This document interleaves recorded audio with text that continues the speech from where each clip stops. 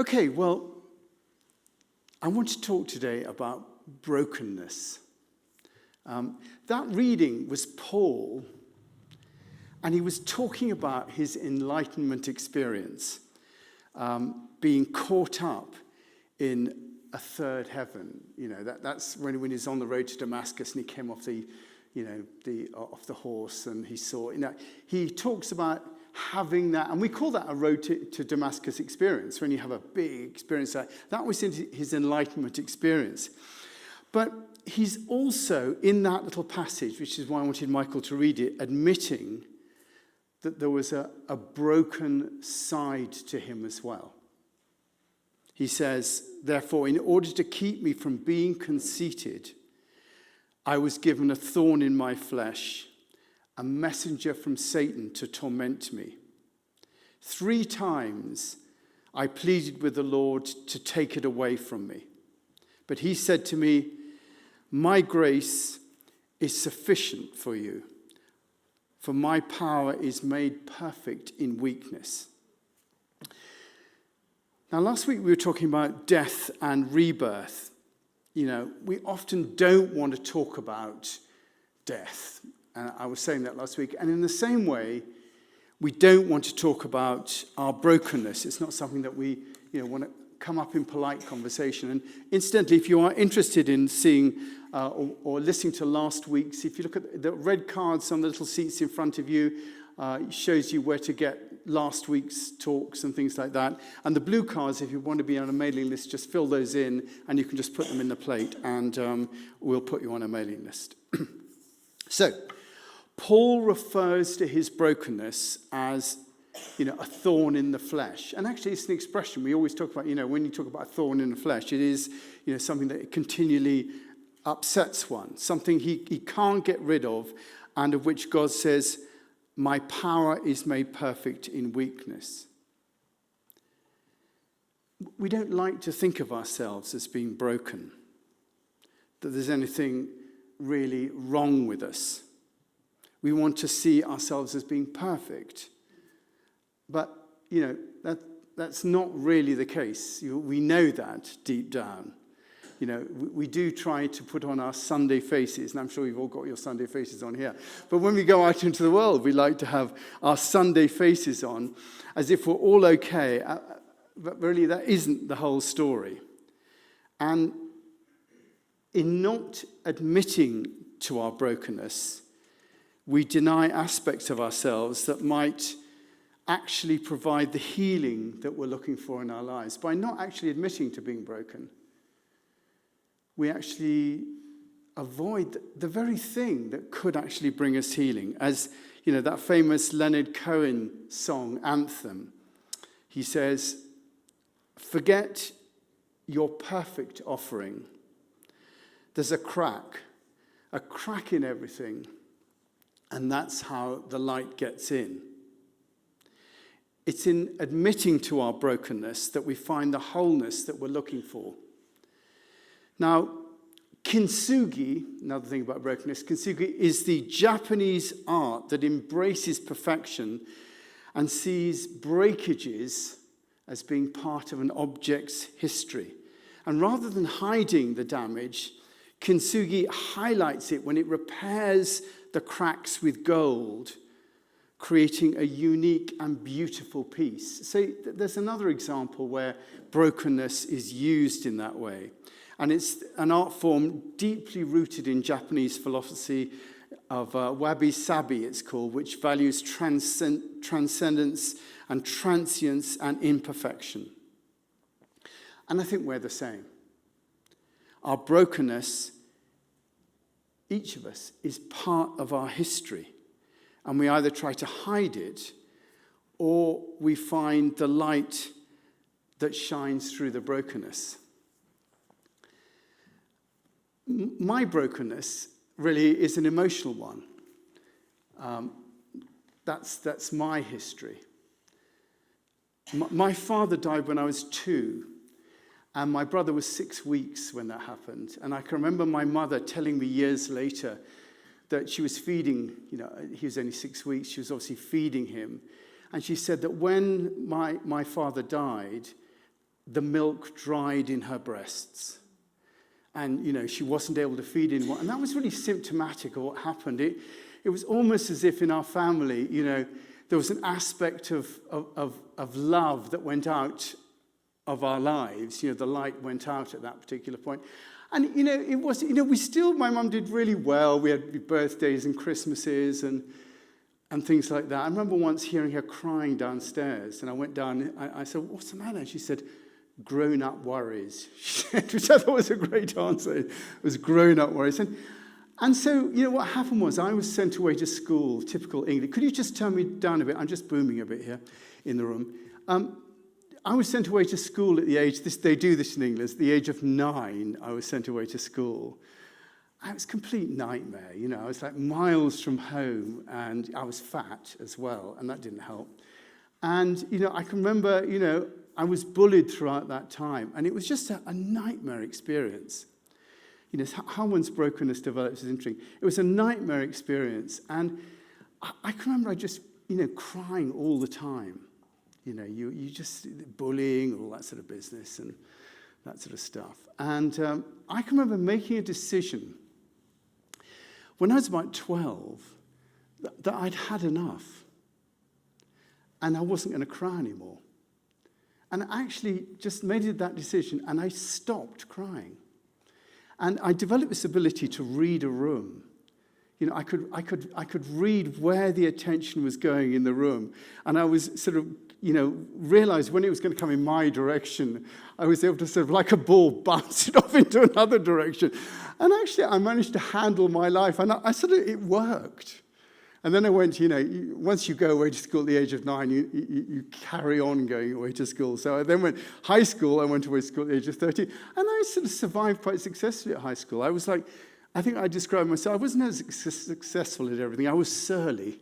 That's what I was. And I was, I sort of went with a permanent sort of scowl on my face throughout it. And I sort of developed over that point. And, I came out of school, and when you stop emotionally experiencing, it sort of makes you a bit of a hybrid. And I sort of went into my sort of early adult life fairly dysfunctional is the word that I would describe it. And, this is the 1970s. So, somehow you have to sort of, when you're sort of don't express yourself emotionally, it sort of builds up inside you. And if you don't put oil in an engine and it's all sort of heating up, it sort of seizes up. So one has to try and find ways of stopping the engine seizing up.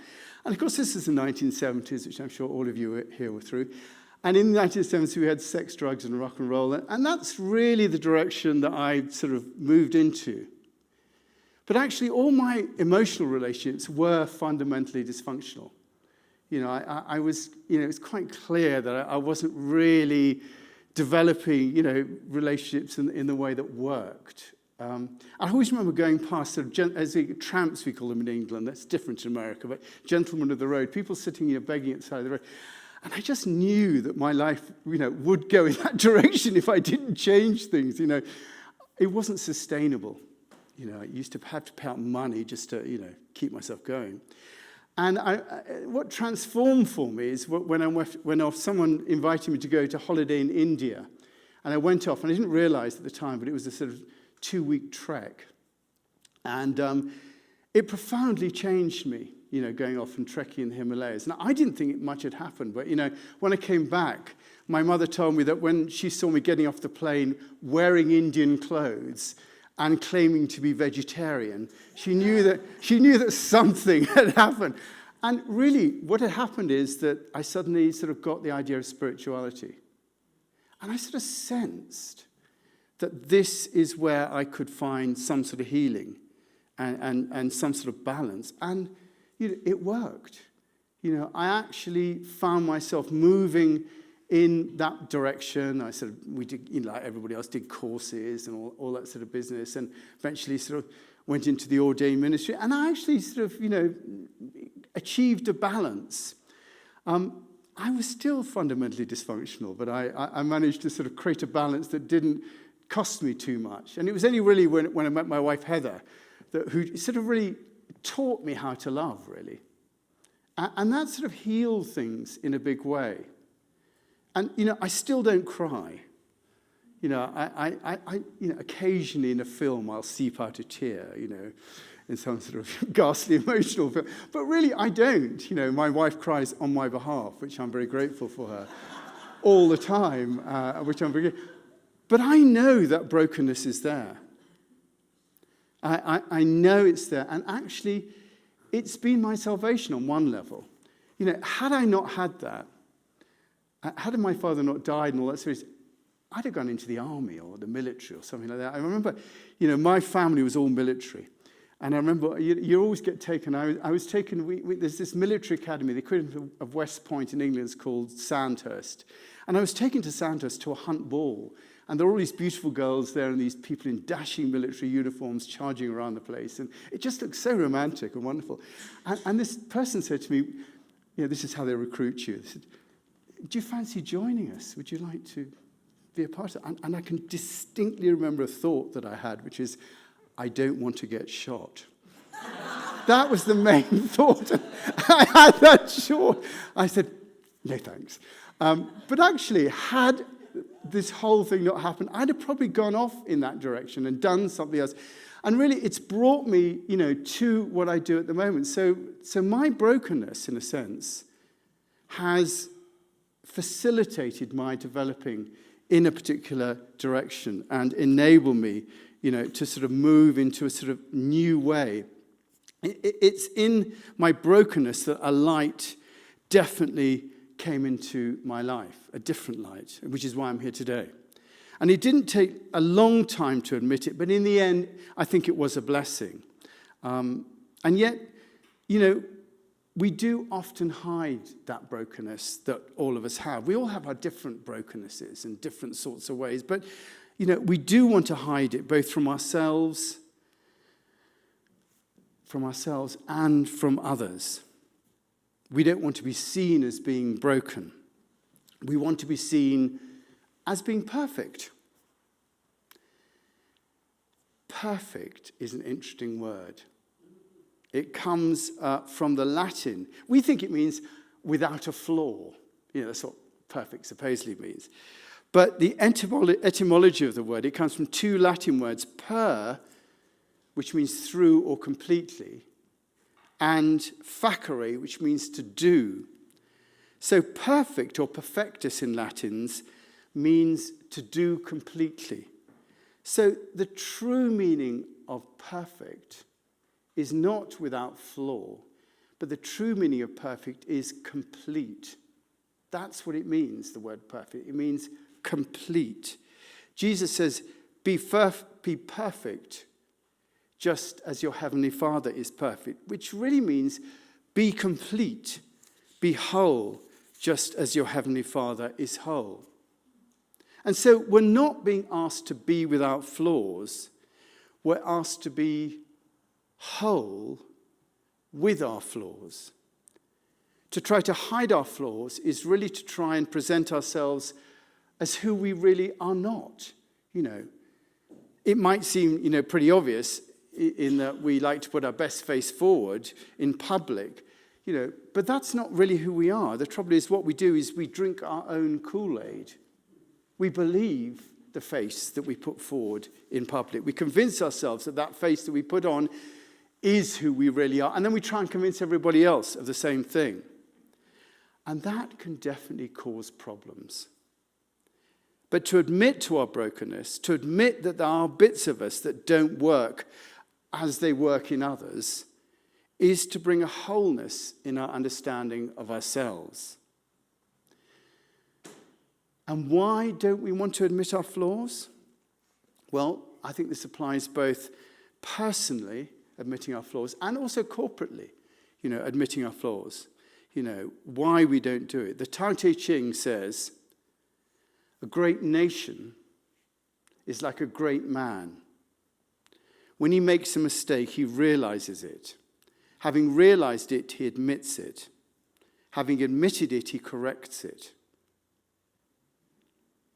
He considers those who point out his faults as his most benevolent teachers. He thinks of his enemy as the shadow that he himself casts. Now, I've been reading a book by Andrew Harvey, who was in our forum that we had recently, about sacred activism. And he gives 5 reasons why we hide our brokenness. And I think it's quite interesting, 5 reasons why we hide our brokenness. The first is narcissism. We're preoccupied with ourselves. And we don't notice what's happening around us. We don't notice the effect it's having. We don't see our flaws, and we don't see the effect that our flaws have on others because we're caught up thinking just how marvelous we are, how well we do things. You know, we're just so great in the way we do things. And because our whole thing is spent trying to build up who we are, we just don't notice. We get caught up in it all. That's the first one, narcissism. Secondly, we don't want to see how broken we are because we think it might derail our existing relationships. You know, if we admitted how broken we are, no one would want to know us because we're just not whole. Why would they want to know us? Because we're broken. So we don't really want to, upset what we've managed to set up at the moment. That's the second one. Thirdly, we don't want to admit to our brokenness because we like comfort. And so what we do is we do stuff that makes us feel less broken. We might drink or shop or take drugs or whatever it is, but we make ourselves feel better rather than deal with the problem that is there. We're our love of comfort. Fourthly, we think that our tantrums are just too awful to admit to. And it would just take endless, like opening a can of worms. People say, why don't you do this? What if I admitted that? I just opened this enormous can of worms and it would just be endless. I'd never be able to deal with it. So they're too awful to admit to. And there is no going back once you let the cat out of the bag. So that's the fourth one. The fifth one is what Andrew calls the shadow golden. The golden shadow. The golden shadow. And that is that we live in the shadows of our teachers and celebrities who tell us how to behave. And so rather than actually confront it, we just sort of follow the way that people on Instagram or in courses or stuff, they just tell us what to do. And we do. It'll be all right if we follow, the influencer that we like or the teacher that we like. And we follow the lifestyles that they have to offer. And then we won't have to confront our flaws because we're involved. And finally, and I think this is the big one, particularly for us here in Aspen, the most relevant for where we live. The last one is we don't want to really confront our brokenness or our flaws because of our sense of entitlement. Our American culture of exceptionalism that says that we are special and that we don't need to endure what others in other countries have to endure because there are ways around it, because we are exceptional. America takes that exceptionalism to the nth degree, excusing our behavior through either our moral purity or our spiritual or our military might. It's either our moral purity or our military might, which says that we don't have to address our flaws. We can just make others do what we want them to do, even though that we have our flaws. The thing, Philip Shepherd in his book, New Self and New World, says this kind of entitlement, where we just force others to conform because we either think we've got, a moral sort of superiority or military might, doesn't require compassion. It requires policing. We police, what goes on. So we make excuses for ourselves, and this added to a narcissism that blinds us, leaves us with our flaws being unacknowledged and undealt with. So how do we counter this? How do we get to that place where God says, my grace is sufficient for you, for my power is made perfect in weakness, which is not the way that we act either, as a country or as individuals or whatever. And Paul says, therefore, I will boast all the more gladly about my weakness so that Christ's power may rest on me. How do we deal with it? Well, obviously, first thing, I always give two sort of bits of advice when I do these talks. First of all, don't give up your meds. That's the most important one. Never give up your meds. And secondly, of course, the one thing is therapy. Therapy is really good for working on brokenness within ourselves. I've used it myself, and, I recommend others, just working it all out, finding out what's going on. Getting help is obviously a good thing. But the main task, and the thing you have to, even before you go into therapy, is to admit to ourselves that we are not okay. That we can feel our brokenness, and they want to include that brokenness in our expression in order to be both complete or perfect, and to let the light shine through us and take us to a new place, including our brokenness. It's only when we can do this that we can be healed in ourselves. It's only when we allow our brokenness to be there that we can heal in our community. And it's only when we allow our brokenness to be there that we can be healed as a country. The world is broken. And you can see it in volcanoes. That is a sign of brokenness. Boom! A volcano in storms. You can see in nature red in tooth and claw.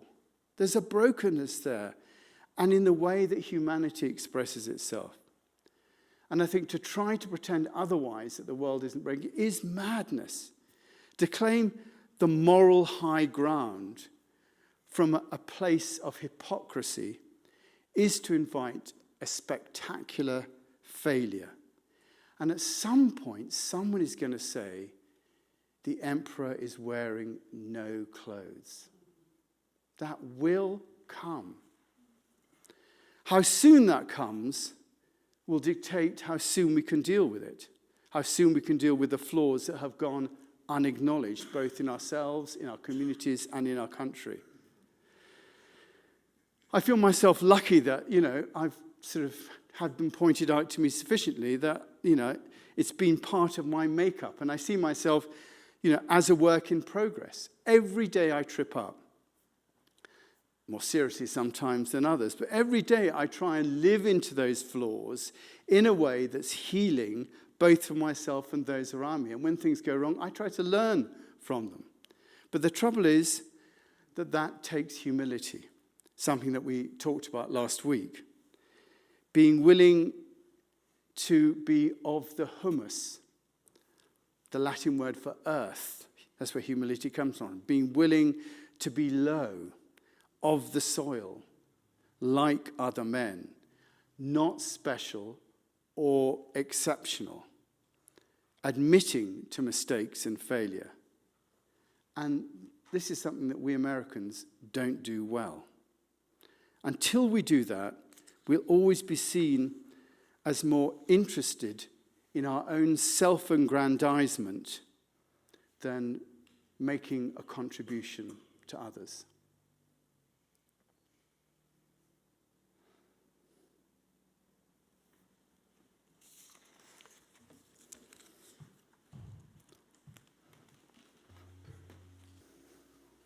Thank you, Steve. Really appreciate you singing that.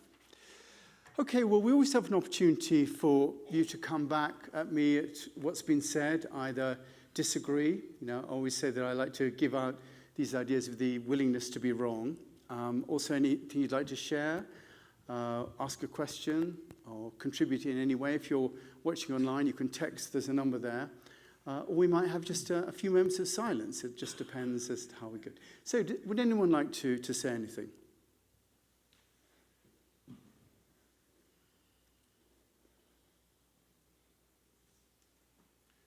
Nicholas, that was a powerful sermon. So we'll start with you. Yes. A powerful sermon. Thank you very much. Now, who had that hand up? Was it Barbara? Yes, there we are. Thank you, Barbara. Thank you for that message. It just seems that once you acknowledge an issue that you're trying to deal with, and you do, sometimes it exposes what's underlying. Yes. And it's like peeling an onion. Yes. Really. And it's being able, or having the willingness to soften so that you can let go of what's on the surface so that you can go a little deeper. What's the first step of the 12 steps? Someone? Does anyone? Sorry? Acknowledge higher love. Acknowledge and higher power. Somewhere along the way, you have to admit you have a problem. There we are. Thank you, yes. Anybody else? Yes, Bruce.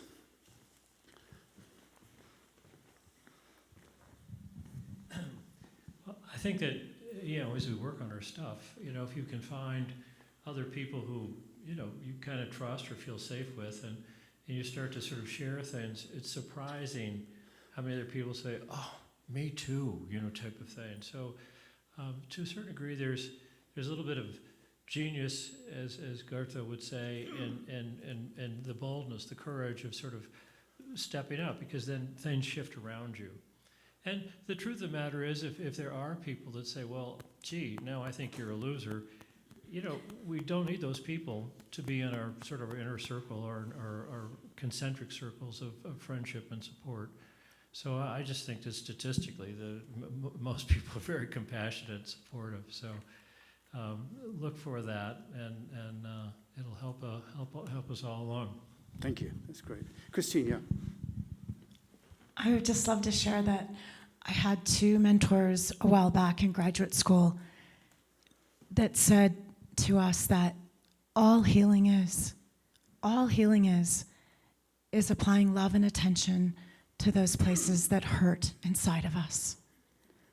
That's what actually heals, to give it acceptance and love. So that again, love. all hearing is... All healing. All healing is, yeah. If you want to heal, the path forward is to simply look at it with love and curiosity and understanding. Yes. And that is very simple but very profound. Yes.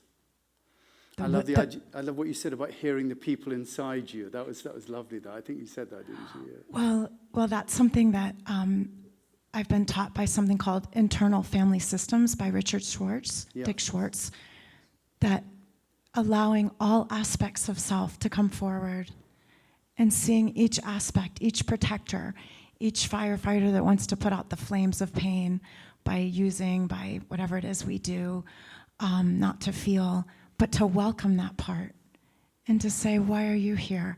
And what have you come to teach me? And what is it that you're fighting for? And seeing that part of you as a sacred entity within, not to push it away, not to hide it, not to deflect, not to run, but to sit and have tea with that part of you with so much respect, because that part of you is going to share something of great importance that's going to change the way you see yourself. And you'll see yourself more and more through the eyes of love and less through the eyes of judgment. That's lovely, Christine. I have a memory myself of, I'll come to you, Simon, memory myself where, there's bits of myself that I think, I've dealt with that. Yeah, that's all done now. And suddenly, you sort of trip up in a terrible way, and that part of you reappears as, here I am again! And you go, oh no, I thought you were gone. I really thought I dealt with you. And you say, well, welcome back. How fantastic. What do I need to do for you to be quiet again, So I love that. That's fantastic. Thank you. Yes, I am. Thank you, Christine, for that. I have studied so much self-help and psychotherapy and whatnot because of an abusive childhood. So one of the things that really helped me was Kyle Cease, who said, name the thing you're dealing with and then say, and I love that. So I could say, sometimes I'm too focused on myself, and I love that. And it's sort of a weird thing to do, but you kind of giggle, but it's the same thing. You're pushing love into that part of yourself that needs work. And the other thing I wanted to say was, Tim Robbins said, the main thing wrong with you guys, all of you, is that you think there's something wrong with you. And that's the same thing. It's sort of reversing that dynamic of, you know what, I accept that I'm human. I'm always going to have flaws. Now, what's wrong?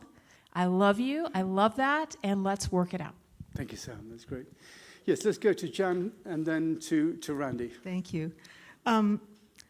By the way, brilliant. Thank you for bringing this up. I'm currently listening to an audio version of Malcolm Gladwell's book, Revenge of the Tipping Point.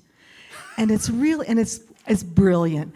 And what you're talking about with this brokenness, with this admission that we need help, and that for me, just remembering to ask for help. I mean, what's going on here is not the whole show.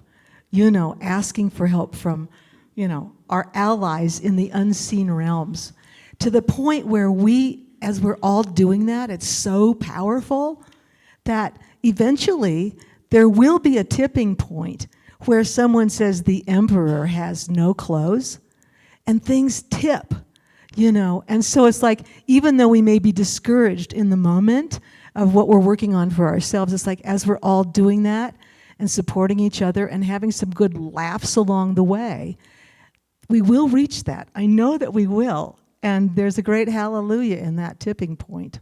Just saying. Thank you. And Randy behind you, and then we'll come, there we are, to Joni. My name's Randy. I want to just say one thing that I tell other people. Is that coming out of the thing? Are can you you hear on? him? Let me just check. The little green light. The green light, just pretty close to your face, yeah. Good. Okay. That's it. Steady, Oh, yeah. there we go. That's good. I tell people that I was blessed very early in my life that I became an alcoholic addict because I went into the 12 steps of AA early in life, and I really learned all the principles of being broken and what's important in life about love and caring for others more than thyself. So nowadays when I read a book or see anything in any kind of theological pursuit or any religious studies, I hear the same thing just like today.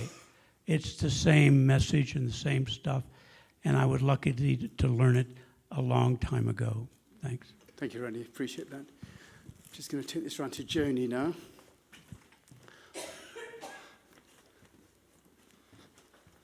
Here you are, Joni.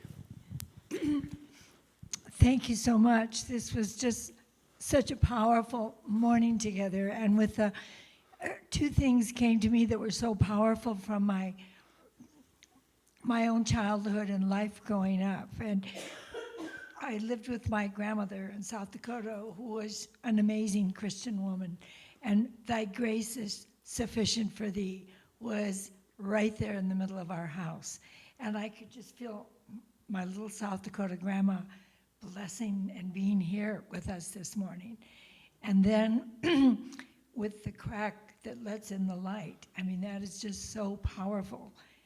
I was talking to somebody yesterday at the farmer's market that was going on and on about the darkness, and I go, wait a minute, love is more powerful than anything else. It's like the light, the crack that lets in the, so to be reminded of that joy and love and that openness, that to see that, was beautiful. And thank you for sharing your personal story. It was unbelievable. Thank you. Thank you, Joni. Great. Okay. Is there anybody else? All right. Fine. Cheryl, thank you. Final one. Thank you, Cheryl. I just notice often when I see a homeless or a beggar, it just comes to me that they are divine. Only the divine would be willing to schlep around in rags and beg for money. And it's the brokennesses, and they're the divine. Yes. Thank you. That's lovely. Great. Well, thank you. I really appreciate your coming back and responding, everybody. That really makes such a difference when we hear the whole story rather than just from here.